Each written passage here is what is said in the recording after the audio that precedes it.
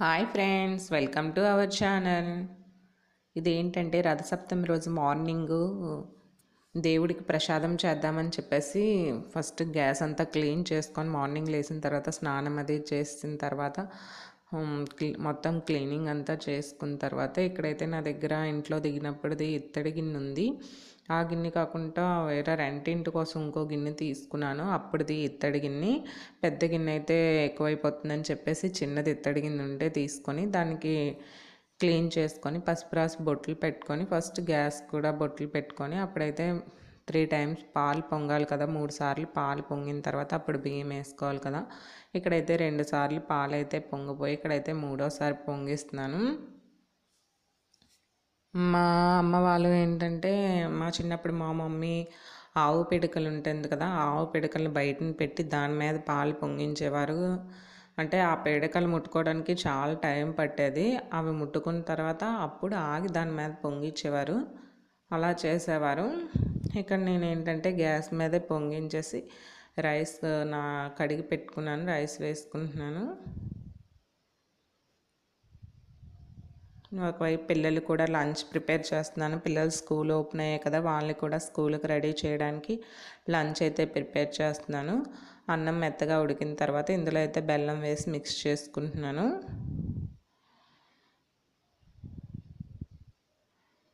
ఇది ఇలా టోటల్గా మిక్స్ చేసుకున్న తర్వాత ఇందులో కొద్దిగా డ్రై ఫ్రూట్స్ అలానే నెయ్యి వేసుకుంటే ఇంక ఇదైతే రెడీ అయిపోతుంది.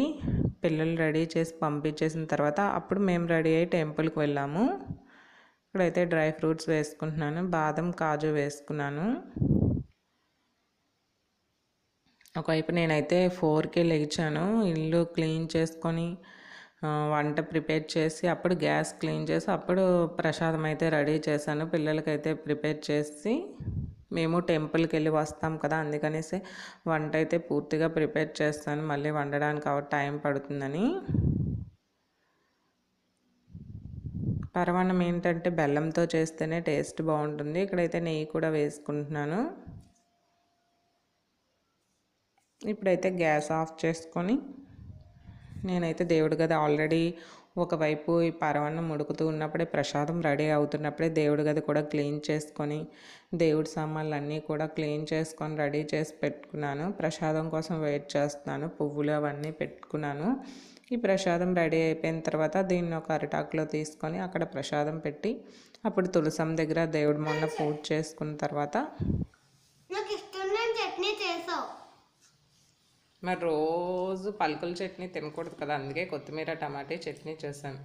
నాకు ఇష్టం లేదు. I don't like. ఇవి ఒక్క రోజుకి తిని ఐ డోంట్ లైక్ దిస్.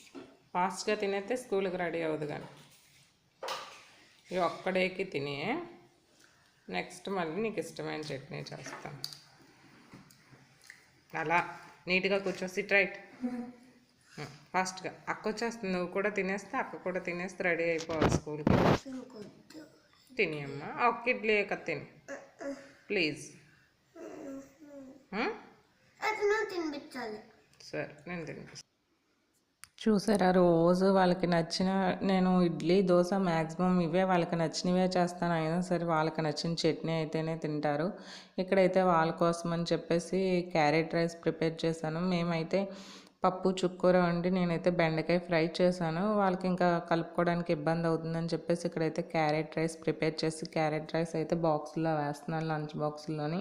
వాళ్ళు కలుపుకొని మిక్స్ చేసుకొని తినలేరు కదా, అందుకే ఈ విధంగా ఏమైనా లంచ్ ప్రిపేర్ చేసి పెట్టేస్తాను నేను. బాబు అయితే చిన్నోడు కదా, వాడు కలుపుకోలేడని చెప్పేసి ఇలా చేస్తాను. వీళ్ళు రెడీ అయ్యి పంపించిన తర్వాత అప్పుడు నేనైతే రెడీ అవ్వాను.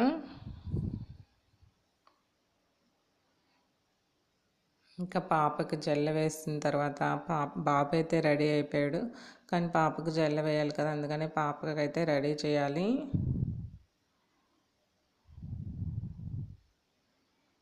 స్కూల్ ఓపెన్ అవ్వకముందు ఒక బాధగా ఉండేది, ఇప్పుడు ఓపెన్ అయిన తర్వాత కూడా పంపించాలా వద్దా అని ఆలోచిస్తూ పంపించి వస్తుంది. వాటర్ బాటిల్స్ అవన్నీ బ్యాగ్లో పెట్టుకుంటారు, లంచ్ బ్యాగ్లో సరిపోవని చెప్పేసి. అలానే నెక్స్ట్ పాపది కూడా రెడీ చేస్తున్నాను. ఇద్దరు ఒకటే స్కూల్ అవ్వడం వల్ల ఇద్దరు కలిసి మెలిసి వెళ్తారు. అంతకుముందు అయితే బస్సు వచ్చేది, స్కూల్ బస్సు. కానీ ఇప్పుడు బస్సు అయితే చాలా స్కూల్కి అయితే రావట్లేదు. బస్సు రాకపోవడం వల్ల చాలా ఇబ్బంది అయిపోతుంది.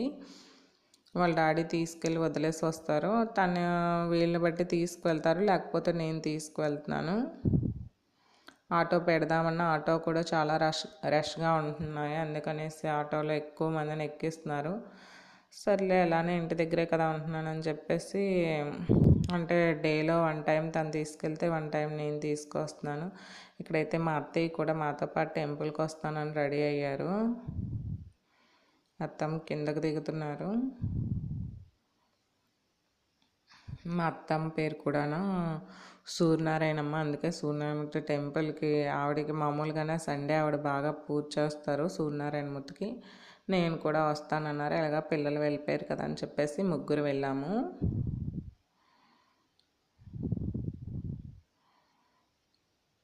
దిగేసిన తర్వాత ఇక్కడైతే నేను కూడా రెడీ అయిపోయి కిందకి దిగాను. చీర కట్టుకుందాం అనుకున్నాను కానీ కట్టుకోలేదు, డ్రెస్లోనే వెళ్ళాను గుడికైతే.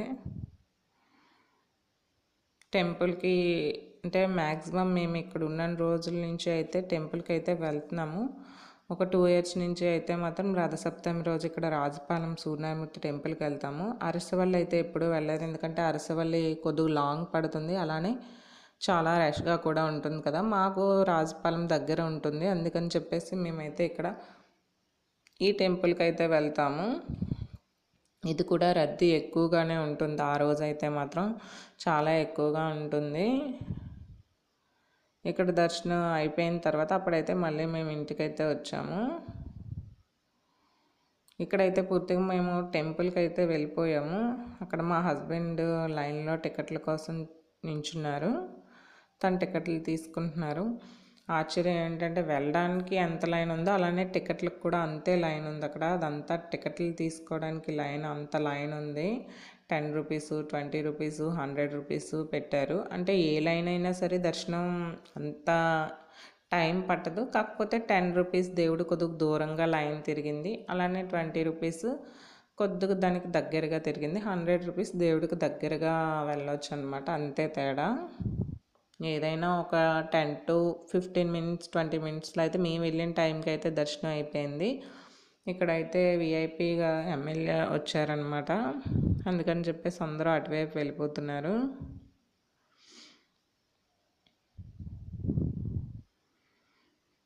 టెంపుల్ అయితే చాలా బాగుంటుంది, చాలా డెవలప్ కూడా చేశారు అప్పటి మీద.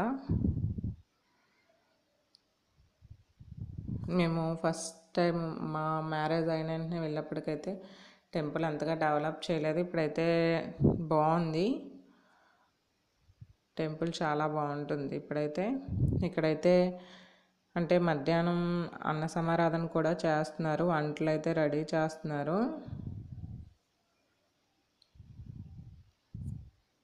ఇదంతా కొండ ప్రాంతం, కొండ అన్నమాట. చాలా ప్రశాంతంగా ఉంటుంది. అంటే ఈ డే కాకుండా మనం ఎప్పుడైనా వెళ్ళి చూస్తే కనుక అంతా క్లియర్గా బాగుంటుంది అనమాట. ఇప్పుడు సందర్లో వెళ్ళి చూసినా సరే మనకేమీ అర్థం కాదు. ఎప్పుడైనా ఏదైనా ఒక సండే వెళ్తే మాత్రం చాలా బాగుంటుంది, అంటే గుడి చుట్టూ చూడడానికి అవుతుంది. మేమైతే చాలాసార్లు వెళ్ళాము కాబట్టి ఇంకా ఎటు వెళ్ళలేదు. అప్పటికే ఎండ కాస్తుంది. మా దర్శనం మేము ఇంటి దగ్గర నుంచి బయలుదేరేటప్పుడు 9 అయింది. మా దర్శనం అయ్యేటప్పటికి 10:30 అయింది.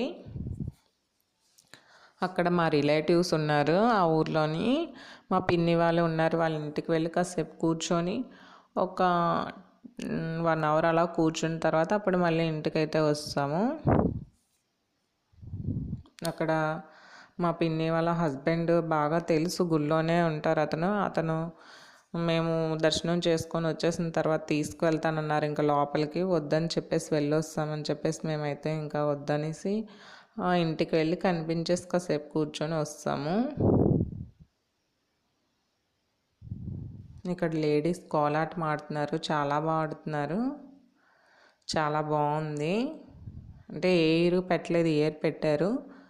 అందరూ ఒకేలాంటి సారీస్ కట్టుకొని పిల్లలు పెద్దవాళ్ళు అందరూ డ్యాన్స్ అయితే చాలా బాగా చేస్తున్నారు. నేను ఇదేంటంటే లైన్లో ఉన్నప్పుడు తీసిన వీడియో. ఈ లైన్ తిన్నగా అలా తిరిగి అప్పుడు గుళ్ళోకి వెళ్తుంది. నేను మళ్ళీ దర్శనం అయిపోయిన తర్వాత ఇంకో వీడియో షూట్ చేశాను. అదైతే దగ్గర నుంచి కొద్దిగా బాగుంటుంది. ఇక్కడ గుడి ముందు ఒక శివలింగాన్ని పెట్టారు. అక్కడ అందరూ పూజలు చేసి దీపాలు అయ్యే వెలిగిస్తున్నారు. ఇక్కడ పెద్దది హనుమంతుడి విగ్రహం ఉంది. ఓ 2-3 టెంపుల్స్ ఉన్నాయి. నేనైతే చూడలేదు వాటిని, నాకు తెలియదు కూడా. వెళ్ళడానికి కూడా రద్దీగా ఉందని చెప్పేసి వెళ్ళలేదు. దర్శనం అయిపోయిన తర్వాత మళ్ళీ ఇటు సైడ్ ఒక పెద్ద లైన్ ఉంది. అది ప్రసాదానికి లైన్ ఉంది. ఇది అయిపోయిన తర్వాత మేము ప్రసాదం లైన్లో నించొని ప్రసాదం తీసుకున్నాము. గుడి అంటే రథసప్తమి కదా, అందుకే బాగా పువ్వులతో అట్లతో అలంకరించారు. ఇక్కడైతే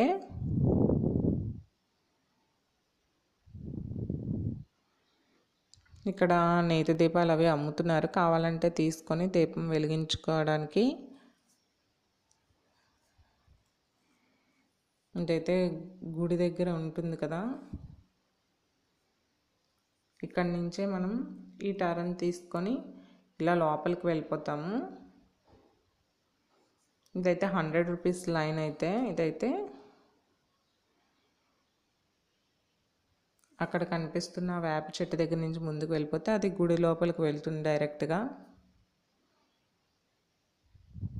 దర్శనం అయితే పోయిన సంవత్సరంతో పోల్చుకుంటే అయితే మాత్రం ఫాస్ట్గానే అయిపోయిందని అనిపించింది.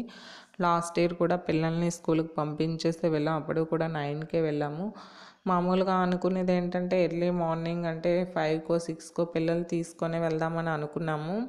కానీ వాళ్ళు తీసుకొని వెళ్ళి మళ్ళీ ఆ టైంకి రాకపోతే స్కూల్ మిస్ అవుతుంది కదా. ఆల్రెడీ వాళ్ళు మిస్ అయిన క్లాసెస్ అవి రాసుకోవడానికే వాళ్ళకి ఎక్కువ టైం పడుతుంది. అందుకనిస్తే ఇంకా పిల్లల్ని అయితే తీసుకొని వెళ్ళలేదు, టైం ఎంత పడుతుందో తెలియదని చెప్పేసి. అందుకని మేము ముగ్గురం అయితే వెళ్ళి దర్శనం చేసుకొని వస్తాము. ఈసారి రథసప్తమికి అయితే ఇలా అయితే దర్శనం చేసుకున్నాము. మా అత్తయ్య మెడిసిన్స్ కని వచ్చారు. ఆవిడ గుడికి వెళ్ళి వచ్చేసిన తర్వాత మేము గుడికి వెళ్ళాం. గుడికి ఏ వారం వెళ్ళాం? మా అత్తయ్య అయితే సాటర్డే వెళ్ళిపోయారు. అంటే నేను ఈరోజే వాయిస్ ఇస్తున్నాను, అందుకనేసి ఈరోజే వెళ్ళిపోయారు అత్తయ్య అయితే. ఇక్కడైతే బిందెలు పెట్టుకొని కూడా కోలాటం ఆడుతున్నారు. అంటే వాళ్ళు కొన్ని సాంగ్స్ సెలెక్ట్ చేసుకొని ఆ సాంగ్స్ కోలాటం ఆడుతున్నారు. గుళ్ళో కోలాటం ఆడితే చాలా అందంగా ఉంటుంది. నేను ఒక 15 మినిట్స్ అలా చూశాను. ఇంక చూసిన తర్వాత టైం అవుతుందని చెప్పేసి ఇంకా ఇంటికైతే బయలుదేరాము. మేము వెళ్ళే టైం అయితే మరీ అంత రద్దీగా లేదు, కానీ 11 to 12 ఆ టైంకి అయితే ఇంకా రద్దీ పెరిగింది. ఓకే ఫ్రెండ్స్, నా వీడియో కనుక నచ్చితే ప్లీజ్ లైక్ చేయండి, షేర్ చేయండి, సబ్స్క్రైబ్ చేయండి. అలానే పక్కనే ఉన్న బెల్ సింబల్ని ప్రెస్ చేయండి. మరో కొత్త వీడియోతో మీ ముందుకు వస్తాను. బాయ్.